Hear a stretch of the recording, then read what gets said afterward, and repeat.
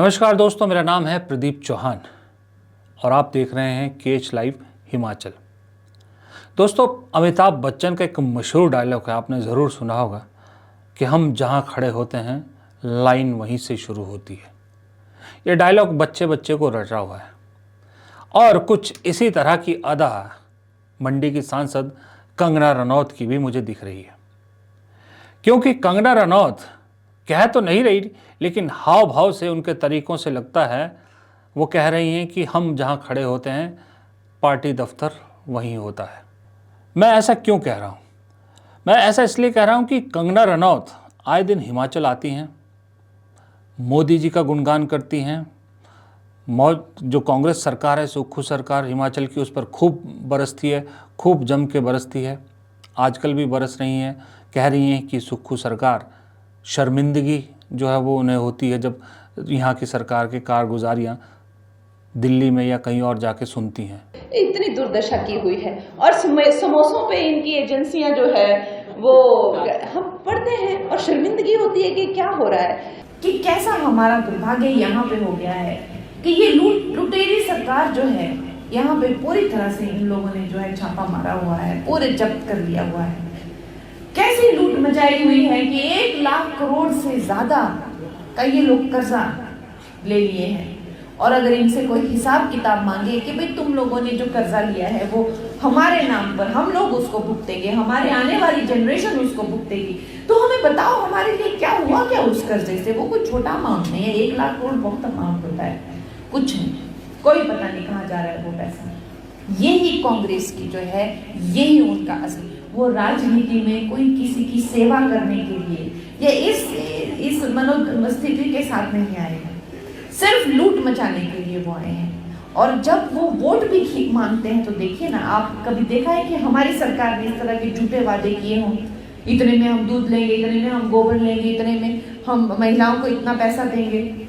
कंगना रनौत को कांग्रेस से प्रॉब्लम है, ये कोई नई बात नहीं है, ऑपोजिशन पार्टी है, जाहिर सी बात है। राहुल गांधी के बारे में वो बहुत कुछ बोलती हैं, जितने शब्द, जितनी उपमाएं देती हैं, भाषणों में भी देती हैं, उसको पीछे नहीं रखती। और मोदी जी की तारीफ़ में उनकी तुलना किस किस से कर देती हैं वो भी किसी से छुपा नहीं है, जो बोलती हैं खुल के बोलती हैं।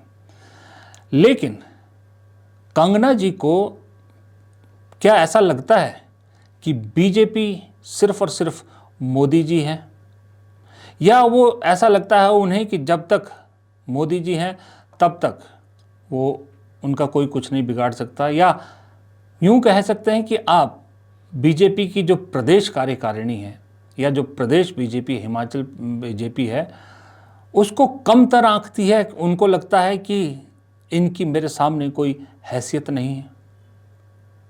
मैं ऐसे शब्द इसलिए इस्तेमाल कर रहा हूं कि आप सोच सकते हो कि सांसद, बीजेपी जैसी पार्टी की सांसद जो तकरीबन 1 साल होने लगा, कुछ 1-1.5 महीने बाद सांसद बने हुए, और उससे पहले सदस्य भी बनी, सब कुछ बनी, एक भी बार कंगना रनौत पार्टी का जो हेड ऑफिस है शिमला में, बीजेपी का जो हेड ऑफिस है भारतीय जनता पार्टी का, एक भी बार कंगना रनौत उस दफ्तर में नहीं गई।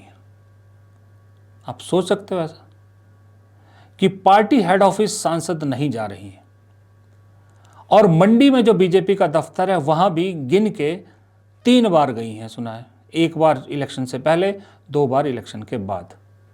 बाकी मंडी में उन्होंने अपना दफ्तर खोल रखा है, वहीं से उनका सारा कार्यक्रम चलता है। यहां तक कि मैंने सुना है जब आपदा आई थी वो किन्नौर भी गई थी, तब भी वहां न किन्नौर का ऑफिस गई न कहीं और गई, वाया शिमला रामपुर गई, लेकिन शिमला पार्टी दफ्तर नहीं गई। ये बात सिर्फ मैं नहीं कह रहा, ये बातें पार्टी के अंदर हो रही हैं। विद इन बीजेपी ये बात बहुत गर्म है कि कंगना रनौत दरअसल हिमाचल के बीजेपी नेताओं का या हिमाचल यूनिट को कुछ समझती ही नहीं। उन्हें लगता है कि उन्हें टिकट दिल्ली से मिला, उन्हें टिकट मोदी जी ने दिया है, तो उनके नेता या कंगना के नेता सिर्फ और सिर्फ मोदी जी हैं या अमित शाह हैं, या फिर कभी कभी जेपी नड्डा का भी नाम ले लेती हैं। प्रदेश अध्यक्ष, प्रदेश कार्यकारिणी, जिला अध्यक्ष उनके लिए कोई मायने नहीं रखता। और ये नाराज़गी बीजेपी के अंदर आप ऑफ रिकॉर्ड किसी से बात कर लीजिए, आपको दिख जाएगी। क्योंकि कंगना रनौत एक पैराशूट कैंडिडेट थी, दिल्ली से टिकट लेके आई थी, जीत भी गई, विक्रमादित्य जैसे नेता को हराया है जिन पे कांग्रेस को बड़ी उम्मीदें थी। ये एटीट्यूड इसीलिए है शायद कि प्रदेश जो इकाई है बीजेपी की, उनका कोई कंट्रीब्यूशन नहीं है कंगना को टिकट दिलाने में। लेकिन कंगना जी ये भूल जाती हैं कि उनको जिताने में इसी प्रदेश के नेताओं का हाथ है। जयराम ठाकुर उनके कैंपेन में लगातार घूम रहे थे और बीजेपी के कितने नेता उनके साथ घूमे थे। अगर ये नेता नहीं घूमते तो क्या कंगना रनौत अकेले पूरा चुनाव प्रचार कर पाती? ये भी कंगना को सोचना चाहिए। लेकिन खैर, अब कंगना नेता से पहले एक्ट्रेस हैं, उन्हें लगता है कि शायद हर जगह जाना उनके लिए, जैसे अभिनेत्री या अभिनेत्रियाँ डरती है ना कि हर जगह नहीं जाते वो, कहीं सिक्योरिटी रीज़न, कहीं मॉब भारी भीड़ इकट्ठा ना हो जाए इसलिए। लेकिन जब अभिनेता नेता बन जाता है तो फिर अभी को पीछे छोड़ना पड़ता है। अभिनय जो है वो गेट के बाहर रह जाता है, अंदर सिर्फ नेता आता है। और नेता वही होता है जो जनता से जुड़ता है, जनता की बात सुनता है, जनता के बीच जाता है।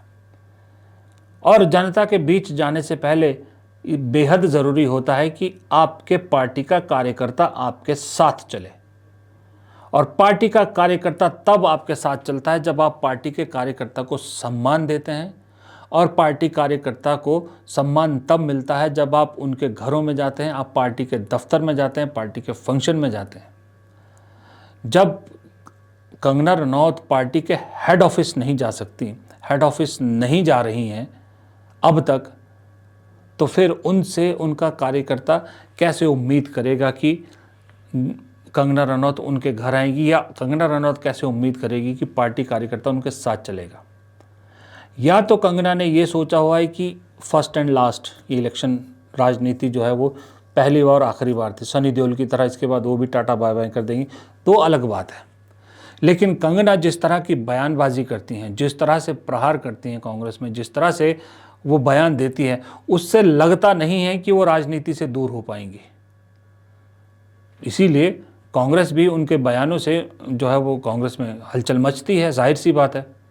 क्योंकि कंगना को सुनते तो हैं लोग, चाहे एक्ट्रेस की वजह से सुनते हैं, किसी वजह से सुनते तो हैं।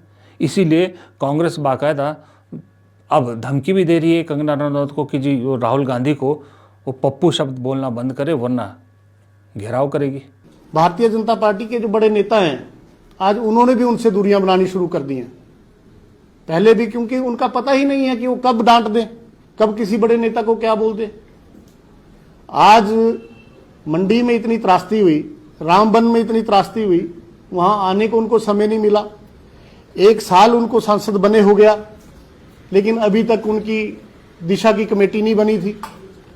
मजबूरन जब 1 साल में वो एक बार महज मुझे लगता है कि अपना वो ऑफिस जब उन्होंने खोला था तब आई थी, बाकी उनके अपने निजी दौरे थे, वो उस पर हम कोई टिक्का टिप्पणी नहीं करेंगे। रेस्टोरेंट खोलना है, ढाबा खोलना है, वो जो मर्जी करें। लेकिन यहां पे आके इस तरह की बयानबाजी करना, ये उनको सोचना चाहिए कि अब वो सम्मानीय सांसद हैं, इस तरह की बयानबाजी से उनको बचना चाहिए। और चुनावों के समय में जिस तरह से उन्होंने लोगों के साथ कहा था कि मैं लोगों के बीच में रहूंगी, लोगों से मिलूंगी जुलूंगी, आज उसका नतीजा हम सभी लोग देख रहे हैं। तो आप अपनी वाणी को जरा संभालें। अगर माननीय विक्रमादित्य जी ने आपके ऊपर कुछ कटाक्ष किया है तो उन्होंने सभ्यता भरे लहजे से किया है, और हिमाचल प्रदेश में कांग्रेस पार्टी ये बिल्कुल सहन नहीं करेगी। और इसके बाद सरका घाट के लोग, आज सरका घाट के लोग ही ये मानते हैं कि हमसे गलती हुई है। जिन लोगों ने उनको सिर आंखों पे बिठाया, इतनी लीड हर कॉन्स्टिट्यूंसी से उनको मिली, आज वो क्या कर रही हैं? आर्टिफिशियल इंटेलिजेंस में, डीप सिक में अगर आप ट्रोल करें तो एक भी कार्य ऐसा नहीं है, उस पर आप गूगल करिए, आपको आ जाएगा कि इनकी सार्वजनिक सूची ही नहीं है डेवलपमेंट के बारे में। 1 साल में इन्होंने कहां अपनी सांसद निधि दी है, और ये कहती है मैंने करोड़ों की सांसद निधि दे दी। इतना झूठ। मंडी के लोग हैं, हिमाचल के लोग हैं, आप यहाँ बहुत समय से नहीं रह रही हैं, लेकिन अब वैसे पहाड़ी नहीं है, हम लोग सब जानते हैं, यहाँ पे पढ़ा लिखा समाज है और हिमाचल के सभी लोग पढ़े लिखे हैं। ये झूठ आपका नहीं चलने वाला है। और हमारा माननीय कंगना जी को एक ही कहना है कि आप अपनी वाणी को थोड़ा सुधारें। अब आप सांसद हैं, इस तरह की अगर बयानबाजी करेंगे, इस तरह की अगर बदतमीजी भरे शब्दों में विपक्ष को बोलेंगे, विपक्ष है, ठीक है आप बोलिए, आप कुछ करना तो है नहीं, आपने आकर के बोलना ही है, लेकिन उसमें भी एक सभ्यता होती है। हमारी यही नसीहत कंगना जी को है। अब सवाल ये उठता है कि कंगना जी को एग्जाम्पल सनी देओल से लेना चाहिए। सनी देओल सांसद बन गए गुरदासपुर पंजाब से, अपने रिप्रेजेंटेटिव रखा उन्होंने वहाँ पर, उसी से सारा काम होता था। सनी देओल कभी गुरदासपुर में ज़्यादा दिखते नहीं थे। जब दूसरा चुनाव आया तो सनी देओल को मालूम पड़ गया कि अगर वो इस बार चुनाव लड़ेंगे तो बुरी तरह से हारने वाले हैं, क्योंकि लोग बहुत नाराज़ थे सनी देओल से। सनी देओल से मिलना तकरीबन नामुमकिन था।